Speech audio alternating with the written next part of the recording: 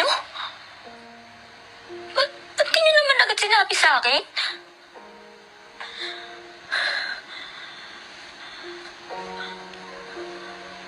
Ayaw kasi ni Archie. Ayaw niyang ipasabi sa'yo kasi ayaw niya daw na isipin mo na kriminal siya. Na kriminal yung tatay ni Riley. Sumunod ka naman. Sky, alam mo naman yung hirap na pinagdaanan ko eh. Alam mo kung gaano ako naghirap, di ba? Sana sinabi mo agad sa akin nung nalaman mo. Di ko naman maintindihan eh. Sino ba talaga best friend mo?